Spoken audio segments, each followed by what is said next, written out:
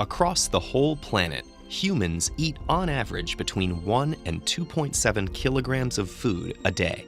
That's over 365 kilograms a year per person, and more than 28,800 kilograms over the course of a lifetime.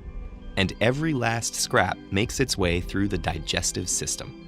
Comprised of 10 organs, covering 9 meters, and containing over 20 specialized cell types, this is one of the most diverse and complicated systems in the human body. Its parts continuously work in unison to fulfill a singular task, transforming the raw materials of your food into the nutrients and energy that keep you alive. Spanning the entire length of your torso, the digestive system has 4 main components. First, there's the gastrointestinal tract, a twisting channel that transports your food and has an internal surface area of between 30 and 40 square meters, enough to cover half a badminton court. Second, there's the pancreas, gallbladder, and liver, a trio of organs that break down food using an array of special juices. Third, the body's enzymes, hormones, nerves, and blood all work together to break down food, modulate the digestive process, and deliver its final products. Finally, there's the mesentery, a large stretch of tissue that supports and positions all your digestive organs in the abdomen, enabling them to do their jobs. The digestive process begins before food even hits your tongue. Anticipating a tasty morsel, glands in your mouth start to pump out saliva. We produce about 1.5 liters of this liquid each day. Once inside your mouth, chewing combines with the sloshing saliva to turn food into a moist lump called the bolus. Enzymes present in the saliva break down any starch. Then your food finds itself at the rim of a 25-centimeter long tube called the esophagus, down which it must plunge to reach the stomach. Nerves in the surrounding esophageal tissue sense the bolus's presence and trigger peristalsis, a series of defined muscular contractions.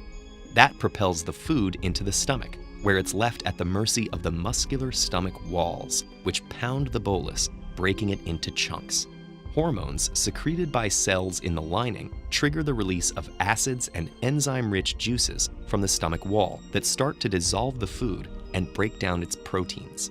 These hormones also alert the pancreas, liver, and gallbladder to produce digestive juices and transfer bile, a yellowish-green liquid that digests fat, in preparation for the next stage.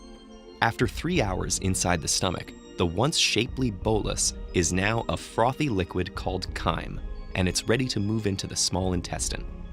The liver sends bile to the gallbladder, which secretes it into the first portion of the small intestine, called the duodenum.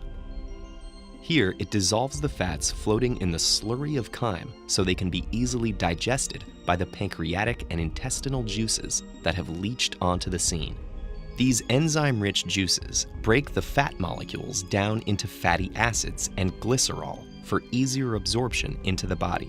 The enzymes also carry out the final deconstruction of proteins into amino acids and carbohydrates into glucose. This happens in the small intestine's lower regions, the jejunum and ileum, which are coated in millions of tiny projections called villi. These create a huge surface area to maximize molecule absorption and transference into the bloodstream. The blood takes them on the final leg of their journey to feed the body's organs and tissues. But it's not over quite yet. Leftover fiber, water, and dead cells sloughed off during digestion make it into the large intestine, also known as the colon. The body drains out most of the remaining fluid through the intestinal wall. What's left is a soft mass called stool. The colon squeezes this byproduct into a pouch called the rectum, where nerves sense it expanding and tell the body when it's time to expel the waste.